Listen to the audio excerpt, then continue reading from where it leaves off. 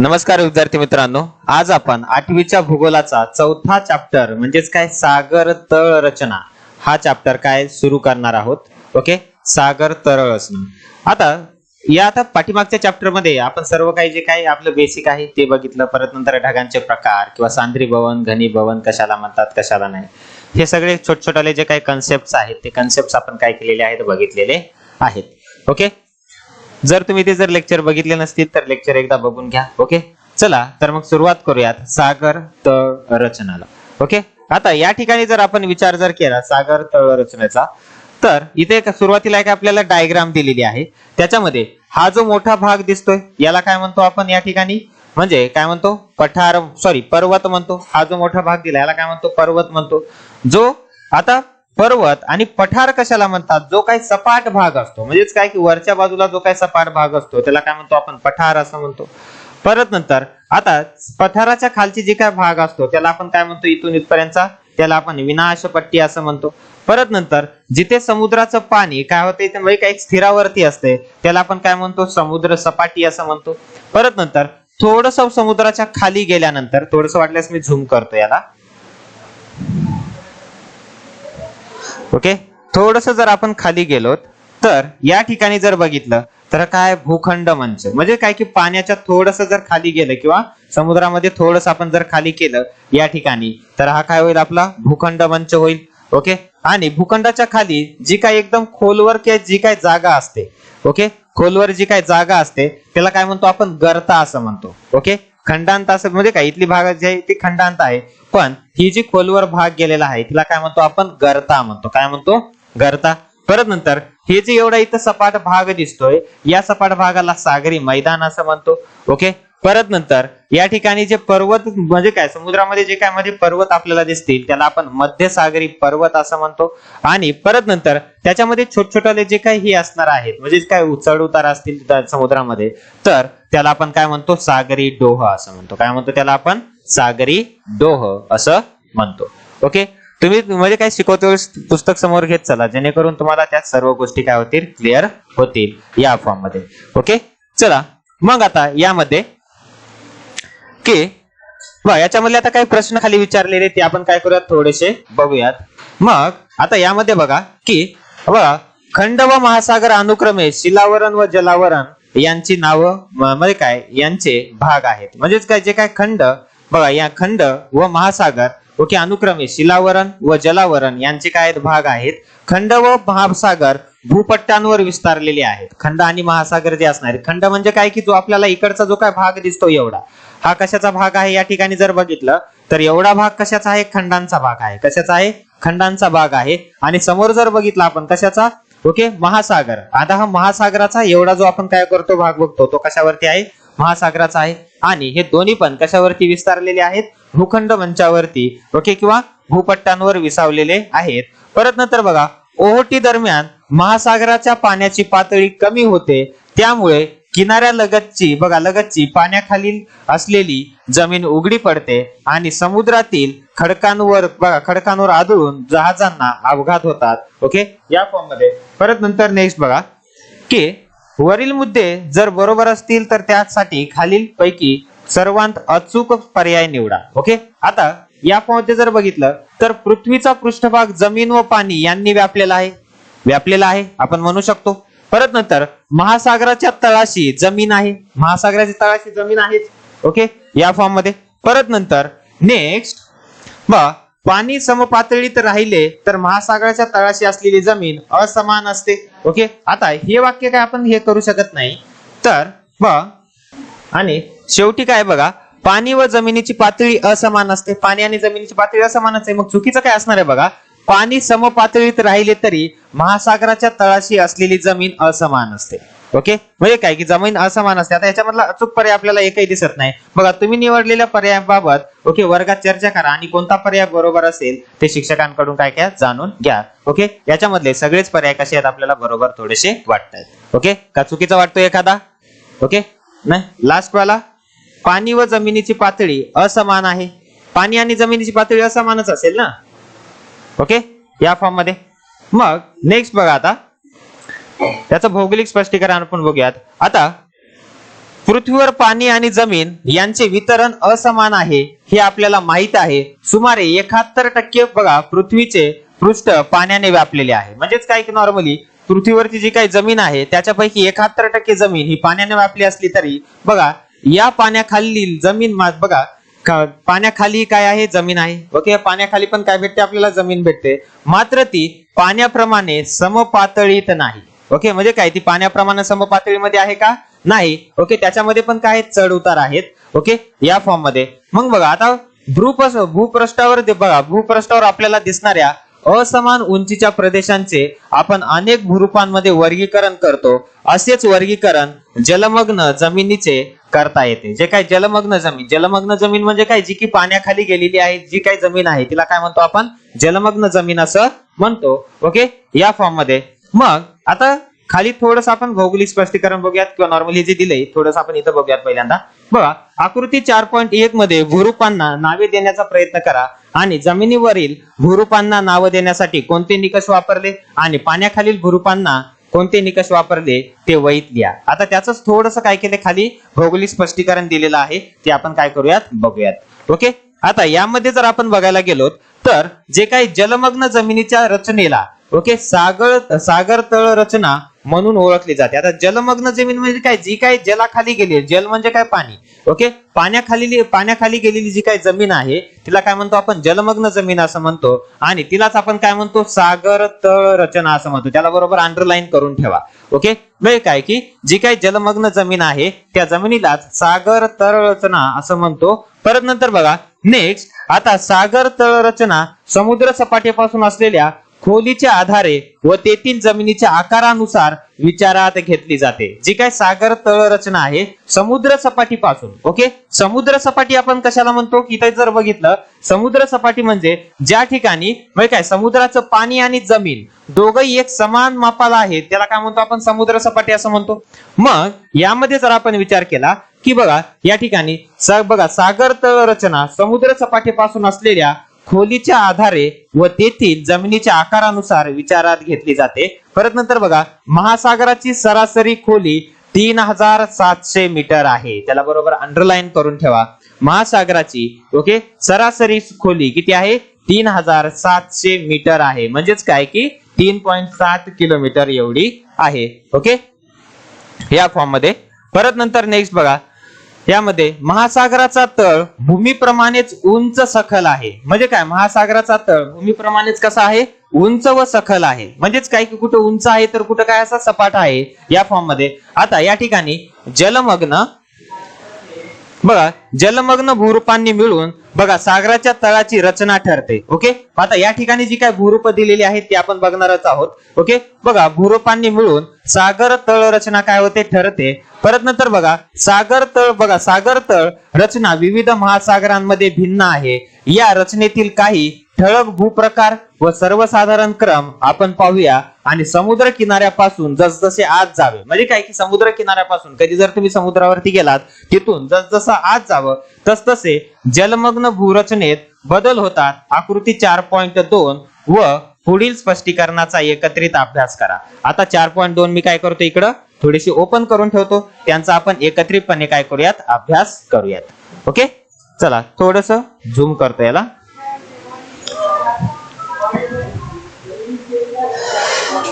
बघा मग यामध्ये पहिला आहे भूखंड मंच. आता भूखंड मंच आपल्याला कुठं पाहायला भेटतो, बघा या ठिकाणी जर विचार केला तर बघा या ठिकाणी भूखंड मंच आहे. बघा भूखंड मंच इथं दिसतोय.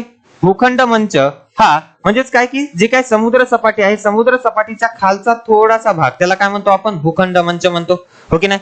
मग बघा की आता या ठिकाणी किनाऱ्यालगत असलेला व समुद्रात बुडालेला जमिनीचा भाग त्याला बरोबर अंडरलाईन करून ठेवायचं.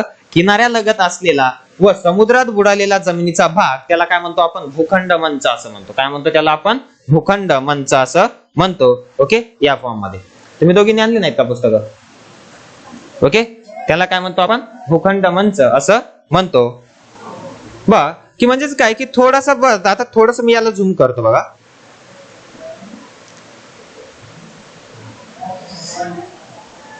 आता यामध्ये बघा या ठिकाणी भूखंड मंच तुम्ही लिहिलेलं पाहू शकत असाल.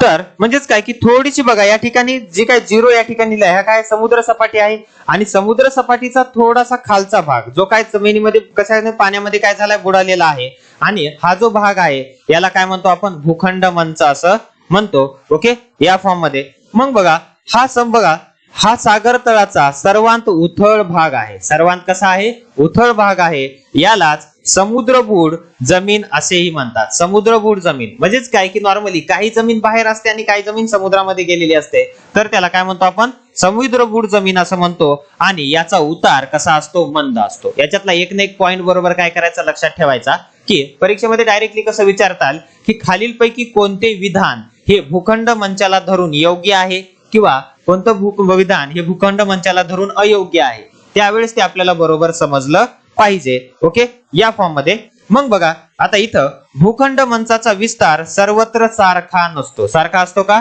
नाही. भूखंड मंचाचा विस्तार सर्वत्र सारखा नसतो. काही खंडांच्या किनाऱ्याजवळ तो अरुंद म्हणजे काय की एकदम काय जास्त रुंद नसतो. ओके अरुंद तर काही खंडांच्या किनाऱ्याजवळ तो शेकडो किलोमीटर पर्यंत कसा असतो रुंद असतो. म्हणजेच काय की खूप लांबवर पसरलेला असतो. याची खोली साधारणतः समुद्र सपाटीपासून 200 मीटर पर्यंत असते. त्याला बरोबर अंडरलाईन करून ठेवा. म्हणजे काय भूखंड मंच आहे त्याची खोली समुद्र सपाटीपासून सुमारे किती असते 200 मीटर पर्यंत खोल असते. ओके या फॉर्म मध्ये परत नंतर बघा नेक्स्ट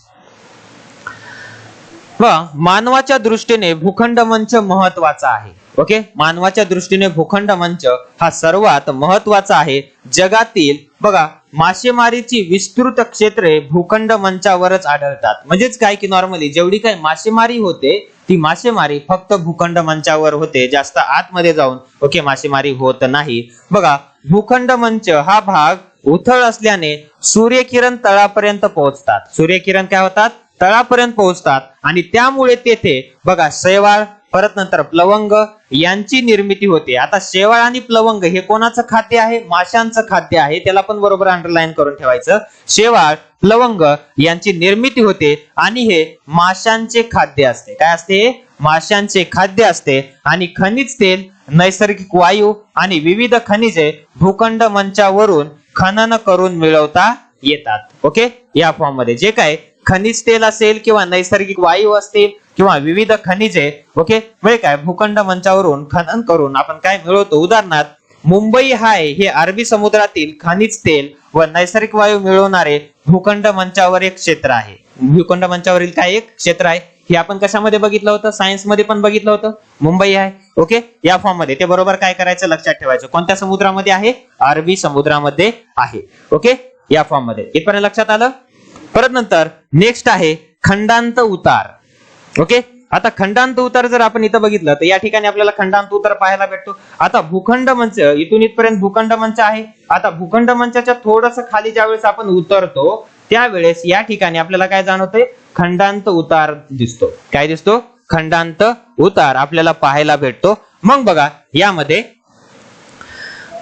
भूखंड मंचाचा भाग संपल्यावर समुद्र तळाचा उतार तीव्र होत जातो. त्यास खंडांत उतार म्हणतात. त्यास काय म्हणतो आपण खंडांत उतार म्हणतो. आणि समुद्र सपाटीपासून याची खोली सुमारे 200 मीटर ते 3600 मीटर पर्यंत असते. त्याला बरोबर अंडरलाईन करून ठेवा.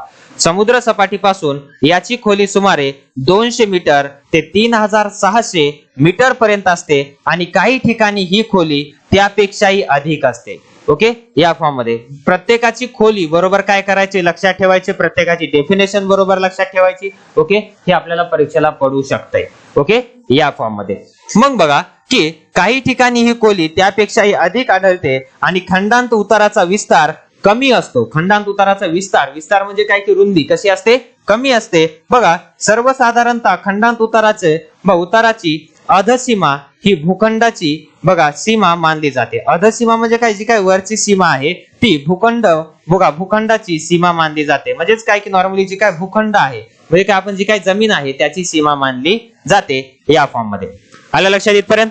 परत नंतर थोडस आता खाली जाऊयात सागरी मैदान. ओके आता सागरी मैदानाचा जर विचार केला आपण आता ज्यावेळेस भूखंड मंचाच्या काय होतो खाली येतो. आता भूखंड आता या ठिकाणी भूखंड ओके उतार बघितला. आता भूखंडाच्या ज्यावेळेस आपण खाली येतो त्यावेळेस या ठिकाणी सपाट म्हणजे काय मैदान आपल्याला काय होते पाहायला भेटते. बघा दिसते या ठिकाणी सपाट मैदान आपल्याला काय होते पाहायला भेटते आणि हे जे काय सपाट मैदान आहे यालाच आपण काय म्हणतो सागरी मैदान असं म्हणतो. काय म्हणतो याला आपण सागरी मैदान असं म्हणतो. बघा सागरी मैदान की खंडांत उताराला लागून विस्तीर्ण मैदान असते आणि सागर तळाचा सपाट भाग म्हणजे सागरी मैदान होय. त्याला बरोबर अंडरलाईन करून ठेवा. सागर तळाचा सपाट भाग म्हणजे सागरी मैदान होय आणि सागरी मैदानावर लहान मोठ्या आकाराचे जलमग्न उंचवटे. आता या ठिकाणी जर बघितलं तर लहान मोठे जलमग्न म्हणजे काय एक उंचवटे आपल्याला काय होतात पाहायला भेटतात. ओके या फॉर्म मध्ये मग त्याला आपण सागरी डोह किंवा मध्य सागरी पर्वतरांग असं म्हणतो. ओके या फॉर्म मध्ये बघा मग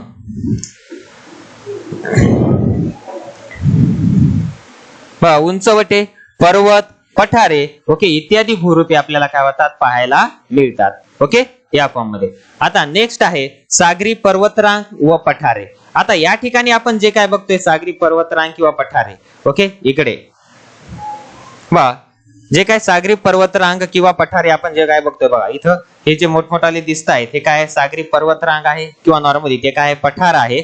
ओके बघा आता सागर तळावरील पर्वतरांग ही जलमग्न पर्वत जलमग्न पर्वत म्हणून ओळखले जातात. म्हणजे काय सागर तळावरील जे काय पर्वतरांग असते तिलाच काय म्हणतो आपण जलमग्न पर्वत म्हणून काय केले जाते ओळखले जाते. त्याला बरोबर अंडरलाईन करून ठेवा.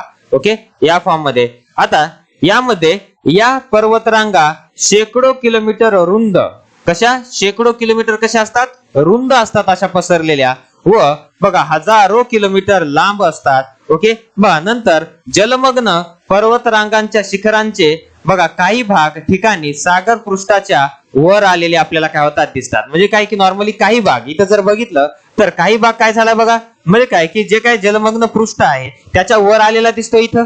ओके नाही काही भाग त्याच्या काय येतोय वर येतोय. ओके या फॉर्म मध्ये मग त्यांना आपण सागरी बेटे त्यांना आपण काय म्हणतो सागरी बेटे म्हणून ओळखतो. त्यांना काय म्हणतो सागरी बेटे असं म्हणतो. बघा उदाहरणार्थ बघा आइसलँड बघा अटलांटिक महासागर आइसलँड मधील जे अटलांटिक महासागर आहे अंदमान निकोबार बेटे असतील किंवा बंगालचा उपसागर असेल. ओके या फॉर्म मध्ये म्हणजे काय बंगालच्या उपसागरातील कोणते अंदमान आणि निकोबार बेटे आणि अटलांटिक महासागरातील काय आइसलँड बेटे. ओके याचं काय ते उदाहरण आहेत. म्हणजे काय की काही बेटे काय झालेले आहेत म्हणजे काय सागर म्हणजे काय जलमग्नच्या काय झालेले आहेत वर आलेले आहेत किंवा सागर तळाच्या कसं आलेत वर आलेले आहेत. ओके या फॉर्म मध्ये परत नंतर बघा नेक्स्ट काही सागरी उंचवट्यांचे माथे सपाट बघा व विस्तृत असतात त्यांना आपण सागरी पठार म्हणतात. काय म्हणतो त्याला आपण पठार असं म्हणतो. म्हणजेच काय की सागरी बघा काही सागरी उंचवट्यांचे माथे सपाट व विस्तृत असतात बघा त्यांना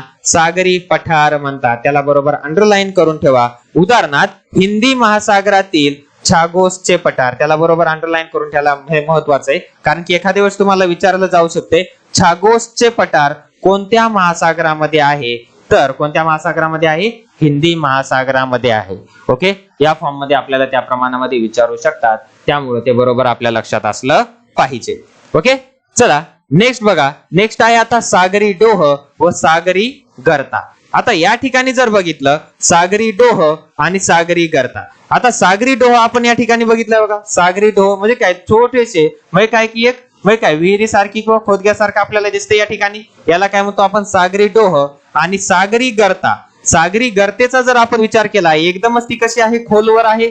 ओके तर ह्याला काय म्हणतो आपण सागरी गर्ता असं म्हणतो. मग बघा यामध्ये बघा सागर तळावर काही ठिकाणी खोल अरुंद आणि तीव्र उताराचं विवर सदृश्य सागरी भूरूपे काय होतात आपल्याला आढळतात आणि त्यांना आपण सागरी डोह किंवा सागरी गर्ता असं म्हणतो. म्हणजेच काय आता तीव्र उतार आहे बघा यांचा जर बघितला तर उतार कसा आहे एकदम तीव्र आहे. ओके ना तीव्र उताराचे आहेत थोडेसे. ओके नाही तर ज्यावेळेस असे जे काय आपल्याला भूरूपे आढळतात त्यांना आपण सागरी डोह किंवा त्यांना काय म्हणतो आपण सागरी गर्ता असं म्हणतो या फॉर्म मध्ये. मग बघा आता साधारणतः कमी खोली असलेली भूरूपे ते सागरी डोह असतात. ज्यांची काय खोली कशी असणार आहे कमी असणार आहे याला काय म्हणतो आपण सागरी डोह असं म्हणतो. साधारणतः ज्या भूरूपांची म्हणजे काय की खोली कशी असणार आहे कमी असेल त्यांना काय म्हणतो आपण म्हणजे काय की सागरी डोह म्हणतो. तर जास्त खोलीच्या ओके तर जास्त खोलीच्या तर जास्त खोलीच्या लांबवर पसरलेल्या भूरूपास आपण सागरी गर्ता असं म्हणतो. म्हणजेच काय की नॉर्मली जास्त खोलीवर लांबवर पसरलेल्या भूरूपास काय म्हणतो आपण, सागरी गर्ता असं म्हणतो. आणि परत नंतर बघा, समुद्र सपाटीपासून गर्तांची खोली हजारो मीटर पर्यंत खोल असते. म्हणजे या ठिकाणी जर बघितलं तर तुम्ही एकदमच खाली बघू शकत असाल की यांची जी काही खोली आहे हजारो किलोमीटर पर्यंत कशी असणार आहे, खाली असणार आहे. ओके, या फॉर्म मध्ये. मग नेक्स्ट बघा की आता पॅसिफिक महासागरातील मरियाना गर्ता, पॅसिफिक महासागरातील कोणती मरियाना गर्ता ही जगातील सर्वात खोल गर्ता असून, ओके, त्याला बरोबर अंडरलाईन करून ठेवा. जगातील सर्वात खोल गर्ता कोणती, तर त्या ठिकाणी मरियाना गर्ता ही जगातील सर्वात खोल गर्ता आहे आणि तिची खोली 11,034 मीटर आहे. किती आहे, 11,034 मीटर आहे. ओके, बघा तिची खोली 11,034 मीटर आहे. आणि मध्य महासागर बघा, सागरीय जलमग्न पर्वत, मध्य महासागरीय जलमग्न पर्वत व सागरी गर्ता हे बघा सागर तळाचे भूगर्भशास्त्राच्या दृष्टीने सर्वात सक्रिय भाग आहेत आणि या भागात अनेक जागृत ज्वालामुखी असतात. आता हे प्रदेश अतिशय संवेदनशील बघा भूकंप प्रवण क्षेत्र म्हणून ओळखले जातात. म्हणजे काय की असं नाही की समुद्रामध्ये भूकंप होत नाहीत, तर समुद्रामध्ये पण भूकंप होत असतात. आणि सागर तळावर होणाऱ्या बघा भूकंप आणि ज्वालामुखीचे उद्रेक यामुळे किनारी प्रदेशात त्सुनामी निर्मितीचा धोका संभवतो. कारण आता मला सांगा, समुद्राच्या खालीच भूकंप झाल्यावर जे काय पाणी येते वर उचलला जाईल, त्यामुळे लाटांची निर्मिती होईल आणि त्याचं कालांतराने रूपांतर कशामध्ये होईल, त्सुनामी मध्ये होईल. ओके, या फॉर्म मध्ये. ओके, इथपर्यंत क्लिअर. परत नंतर आहे सागरी संचयन. आता सागरी संचयनाचा जर आपण विचार केला, संचयन म्हणजे काय की सागर तळाच्या काय म्हणजे काय की नॉर्मली काहीतरी साठणं, सागर तळावर काहीतरी काय म्हणून साठणं. म्हणजेच काय की आता अनेक नद्या येऊन म्हणजे काय समुद्राला काय होतात, मिळतात. आता त्यांच्यासोबत जो काही कचरा आलेला आहे तो सर्व कचरा कुठे साचलेला असतो, म्हणजे काय सागराच्या तळावरती काय झालेला असतो, साचलेला असतो. मग आता या फॉर्म मध्ये बघा की बघा सागराचा तळ हा जगातील ओके त्या ठिकाणी असलेल्या सखल भाग आहे. त्यामुळे या भागात वेगवेगळ्या प्रकारच्या पदार्थांचे संचयन होते. बघा त्यांचे स्वरूप खालील प्रमाणे आहे. मग आता काय काय कशाचं हे होते, त्यामध्ये बघा कशाचं संचयन होते. तर बघा लहान मोठ्या आकारांचे दगडगोटे यांचं संचयन त्या सागर तळ रचनेला होते. परत नंतर जाडी भरडी वाळू असेल, परत नंतर मातीचे सूक्ष्म कण इत्यादी पदार्थ, नद्या, परत नंतर हिमनद्या इत्यादींमार्फत खंडांवरून वाहून आणले जातात. खंडांवरून वाहून आणले जातात म्हणजे काय की नॉर्मली जमिनीवरून काय केले जातात, वाहून आणले जातात. आणि त्यांचे संचयन मुख्यतः भूखंड मंचावर होते. कुठे होते, भूखंड मंच. आता भूखंड मंच इथे दिसतो का आपल्याला, कुठे बघा, कुठे भूखंड मंच, सुरुवातीला आपण बघितलं होतं बघा, दिसतो इथं भूखंड मंचावर. म्हणजेच काय की या भागामध्ये होते.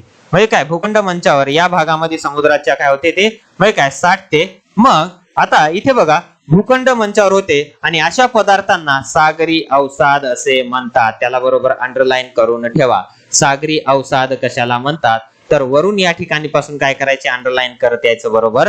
की जो काय पहिला पॉइंट आहे, लहान मोठ्या आकारांचे दगडगोटे, जाडी भरडी वाळू, परत नंतर मातीचे सूक्ष्मकण इत्यादी पदार्थ, नद्या, हिमनद्या, परत नंतर इत्यादी मार्फत खंडांवरून वाहून आणले जातात आणि ते कुठं साठवले जातात. मग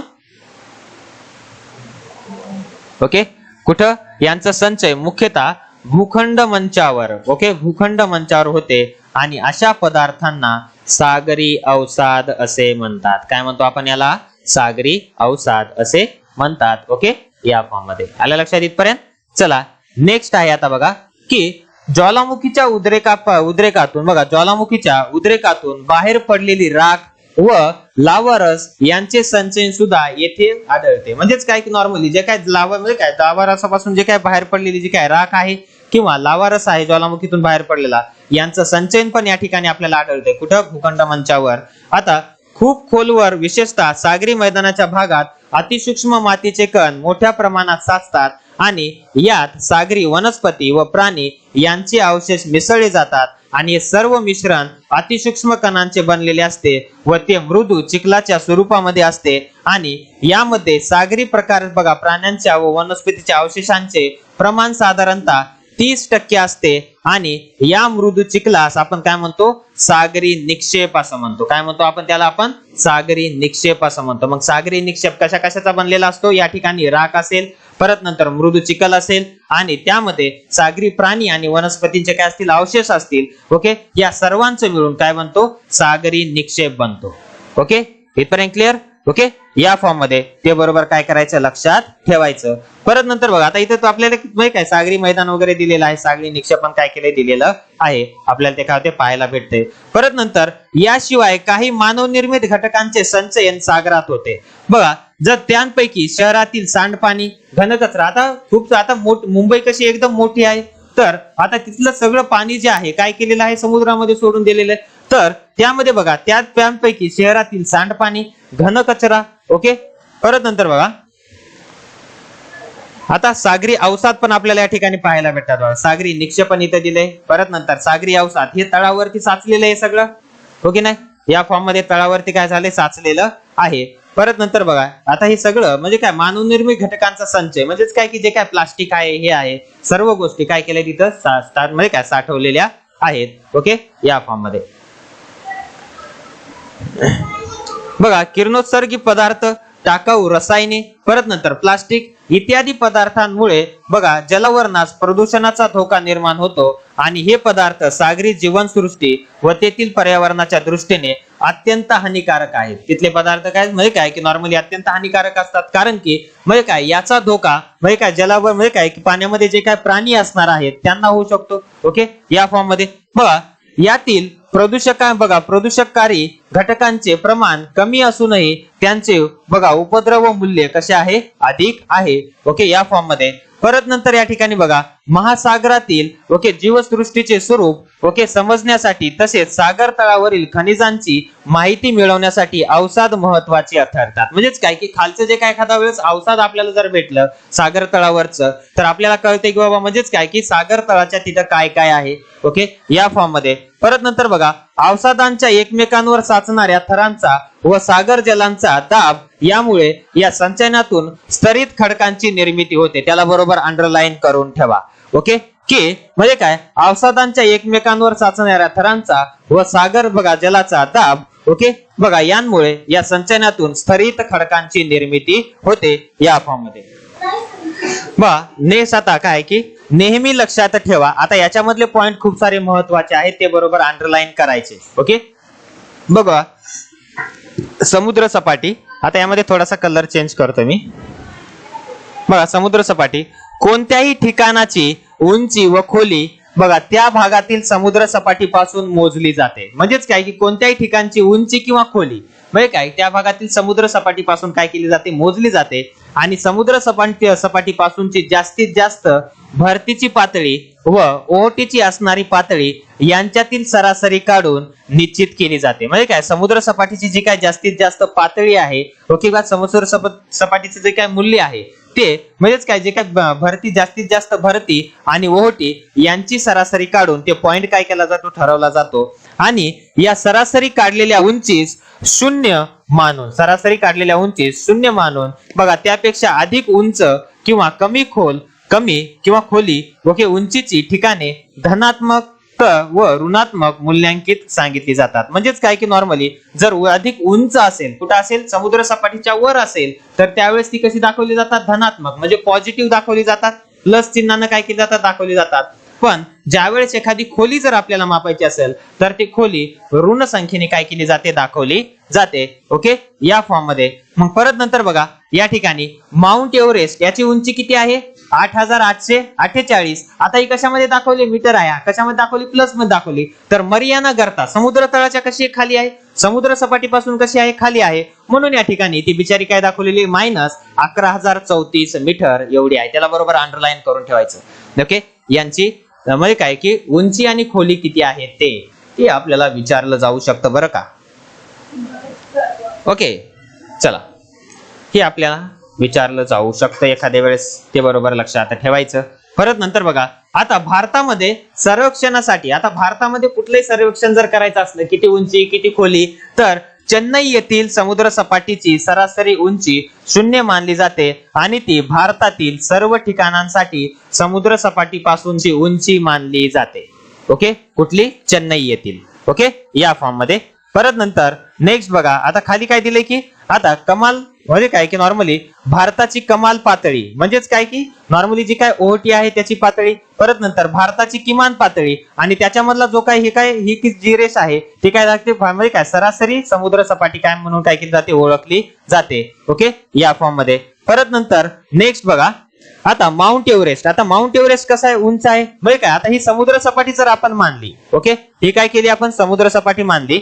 ही समुद्र सपाटी मानली आणि त्याच्या वर आता काय आहे? माउंट एव्हरेस्टची उंची किती आहे? 8848 मीटर आहे. तर समुद्र सपाटीपासून खाली मरियाना गर्ता ही किती आहे? म्हणजेच काय की 11034 मीटर आहे. याची उंची बरोबर आणि खोली बरोबर काय करायचं? दोघांची पण लक्षात ठेवायची. ओके, या फॉर्म मध्ये. परत नंतर बघा, आता नेहमी लक्षात ठेवा बघा, पहा बरे जमते का, हा कोणत्या महासागराचा तळ बघा असावा ते आपल्याला वाटते. आता या ठिकाणी जर बघितलं तर इथं कोणता तळ हे आहे? बंगालचा उपसागर आहे. परत नंतर इथं काय आहे? अरबी समुद्र आहे. आणि परत नंतर खाली जो काय महासागर आहे हा कोणता आहे? हिंदी महासागर आहे. कोणता आहे? हिंदी महासागर. ओके, आणि त्याचा काय हा तळ रचना आहे. आकृतीत कोणती कोणती जलमग्न भूरूपे दिसतात आहेत ते ओळखाणी करा. आता बघा या ठिकाणी काय जलमग्न भूरूपे, या ठिकाणी आपल्याला अंदमान निकोबार बेटे दिसत आहेत, जावा सुमात्रा बेटे आपल्याला या ठिकाणी दिसत आहेत, इंडोनेशिया दिसते, परत नंतर श्रीलंका दिसते. ओके, या फॉर्म मध्ये यामध्ये काय, आणि परत नंतर इथे एक बेट आहे. परत नंतर बघा आता यात मासेमारीसाठी उपयुक्त क्षेत्र कोठे असेल बरं? आता नॉर्मली इथं जर बघितलं तर जे काय समुद्र किनाऱ्याचा जेवढा काय भाग आहे म्हणजे काय इथून इथपर्यंतचा भाग हा कसा आहे? मासेमारी क्षेत्रासाठी अत्यंत उपयुक्त आहे. ओके, या फॉर्म मध्ये. चला नेक्स्ट बघा, आता यामध्ये